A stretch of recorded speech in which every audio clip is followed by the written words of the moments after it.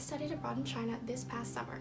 It was pretty cool. I learned a lot, and I am making a video series on topics about studying abroad, living in China, and the logistics of it all, in case you're planning to travel to China yourself or just plain curious about this kind of stuff.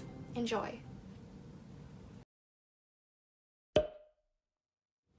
Hello everyone, my name is Mallory, and today I'm going to be talking about what I ate in China while I was there for 2 months. So I try to be a vegetarian about 98–99% of the time, and that other 1–2% of the time is when I occasionally eat some seafood or when I cave and I eat usually a turkey sub once or twice a year. I tried to stick to my vegetarian principles while I was in China and succeeded pretty well. Wasn't too difficult. China does use a lot of pork and chicken in their cooking, so I would have to order a dish that had meat in it, but I would just pick around the meat and let my friends eat the extra meat that was left over.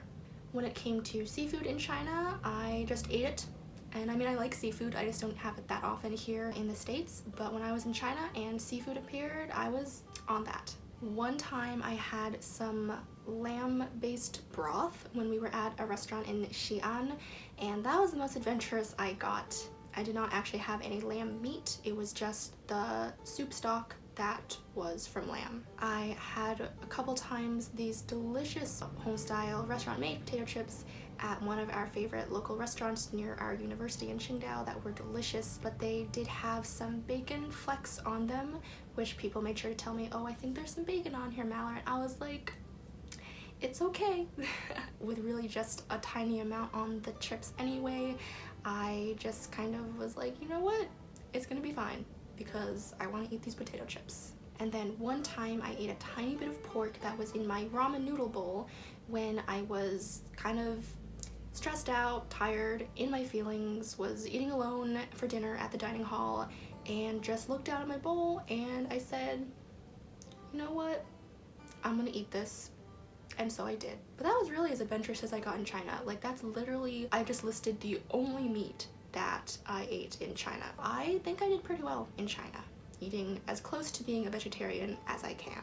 There was one hardcore vegan in my study group, and she really stuck to her vegan principles, so I commend her for that, but it definitely made it very challenging for her to eat, because not only would she not eat meat or any animal products, so no eggs, and China uses a lot of eggs in their cooking, she would not really eat any food that had even touched an animal product. And that, I mean, if it's her principle, and I mean, she'd been a vegan for many years, so her body was no longer accustomed to animal products, but it definitely made it very hard for her to eat some places.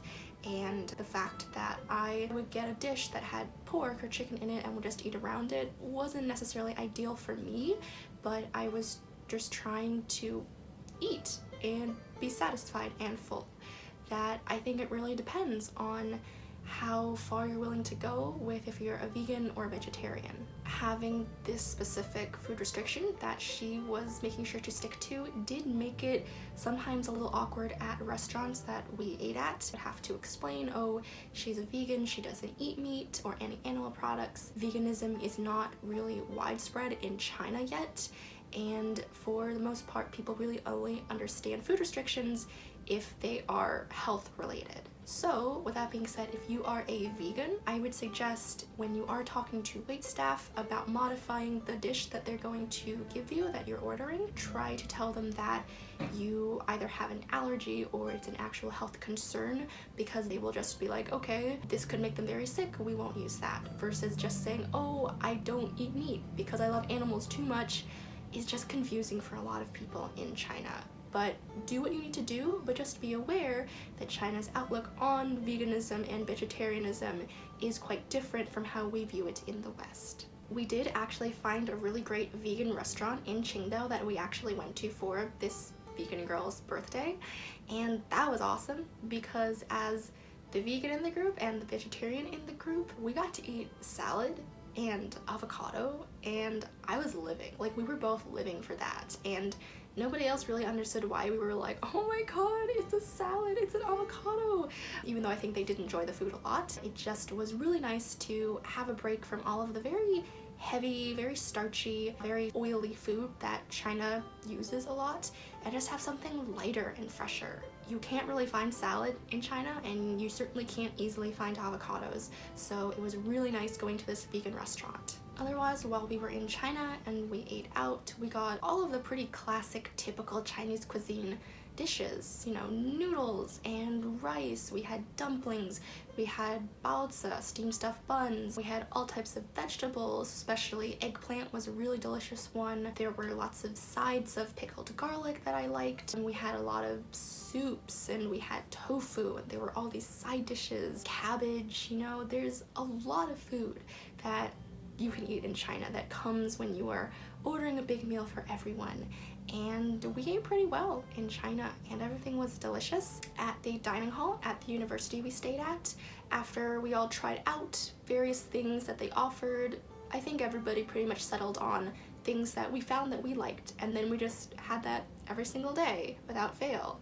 For breakfast, I ended up having a piece of fried bread and a hard-boiled egg every single morning that I did actually go to breakfast, because I skipped breakfast on weekends, and then when the closest dining hall closed for the summer term and they only had one other dining hall open that was on the far side of campus from where we were, I just didn't go there anymore. I just bought snacks and, you know, small things from the convenience store that I would just keep in my room and eat instead for breakfast. For lunch at the dining hall, I would always get scallion pancakes. There was this guy who made them at the dining hall, and the first day I found him, it was like, oof, he's gonna be seeing me every day for lunch. Then I would typically get a pretty nice brick of rice, white rice, and they usually had a scrambled egg with tomato dish that I liked, and then I would always try to make sure to get at least one vegetable. If I was feeling very adventurous for lunch, I would maybe get a noodle or a noodle soup type of dish. For dinner, I often went out with some of the other students on my study abroad trip, or we went out with our language partners, which were local native Chinese students who were majoring in English at the university, that they kind of paired up with us American students who were there learning Chinese, and a lot of times we would make plans and we would go out for dinner together. One of China's famous national dishes is Hotpot, or 火锅, and which literally translates to hot pot or a fire pot. I love hot pot. It's delicious, it's fun too, and it's a very communal type of dish because you all sit down at the table and then you have just a big boiling pot in front of you. Sometimes you'll have two pots if your party's really, really big, but you have a pot going, and then you go and select from the refrigerators and the coolers all the things that you want to dump into your soup base.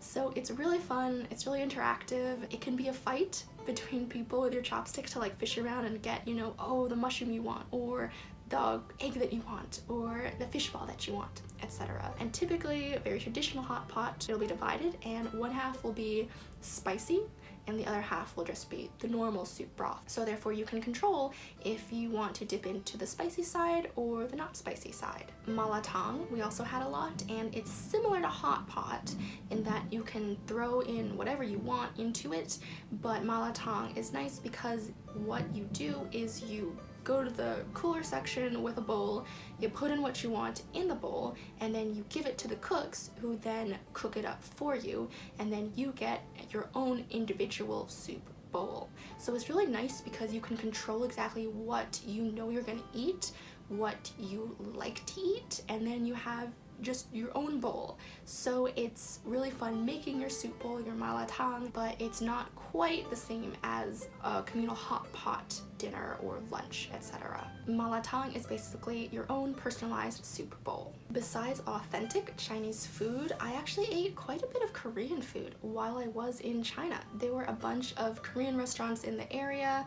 and there were Korean food stalls at the food courts around our university. I had a lot of jjajangmyeon, so black bean noodles. I had a lot of bibimbap, which is a rice bowl usually with vegetables, and of course kimchi. I ate Korean food in China, and that's pretty much it in terms of cuisines. It was Chinese food and Korean food, and then of course, you know, a McDonald's or something. We only went to McDonald's like once, and I didn't buy anything. I just ate some fries that people had ordered a lot of, but I think where we were, there weren't as many Western cuisine restaurants that we were going to, and anyway, since we were in China, it was an opportunity for us to experience the authentic Chinese cooking. We did pass some Japanese sushi restaurants, but I never went to any. I don't know if people went to any over the summer. I know they went over the fall term, but I only stayed for the summer term. So it was really just Chinese food, which was delicious, and Korean food, which was also really good. I drank a lot of bubble tea while I was in China as well. There were a bunch of different drink shops in China that I tried their different versions of bubble tea, and then just settled on one chain called Meisho that made really good bubble tea. And after trying out a few things on their menu and learning how to say some of the items on their menu, I settled on just a pretty plain classic bubble tea, and I got really good at just marching in there, ordering my bubble tea, and nobody knew that I was a foreigner or that I didn't really know how to say anything else on the menu. But it was really nice just to go over after dinner sometimes and just get a bubble tea and just take it back to my dorm and sip my bubble tea while I did my homework. In terms of snacks, I think almost everyone on my study abroad trip lived off of Pocky in the dorms. I love Pocky. Pocky is delicious. I really liked the chocolate flavor and the green tea flavor, but some of the fruit flavors were also pretty good. There was a campus 7-Eleven, and in Asia, 7-Eleven is bougie. Like, 7-Eleven is really upscale. You can find a ton of things at 7-Eleven.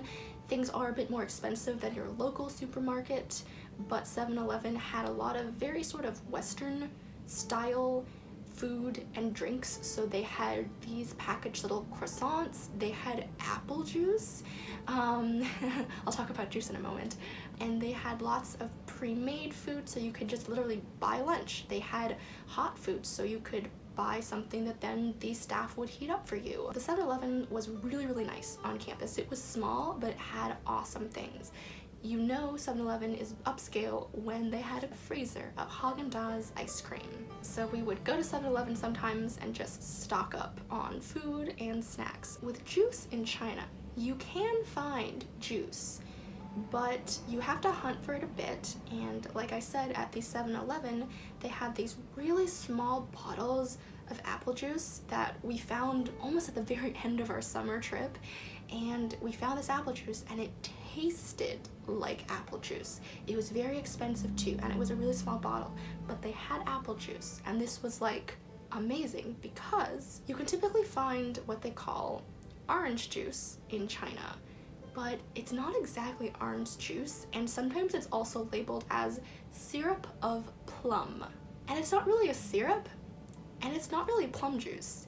It's like really watered down orange juice, but that doesn't quite taste like watered down orange juice. It's very, very strange. They serve syrup of plum or orange juice at hotels a lot, since we did stay at 3 different hotels, one in Beijing, one in Shanghai, and one in Xi'an, and I think every hotel had syrup of plum. And we would all drink it because we all wanted juice. I feel like juice is just delicious and for the most part in moderation pretty healthy, but it's just not quite the same in China. So it was amazing when we went to 7-Eleven and they had real apple juice. In terms of drinks, beyond the bubble tea that I had all the time, I pretty much just lived off of bottled tea from the convenience store. I like tea, so this was not a problem for me. So that's pretty much what I ate in China in terms of the sort of standout things that I can remember. So yeah, that's all I have for this video, which is part of my Benjamin A. Gilman Scholarship Follow-On Service Project, since I did receive a scholarship that helped me afford studying in China this past summer. If you are interested in studying abroad, and if you are a university student, I recommend applying for a Gilman Scholarship to potentially help you afford studying abroad. I will leave a link to their website in the description box below. So with that, if you have any questions, or if anything I said was unclear, feel free to leave a comment in the comment section below.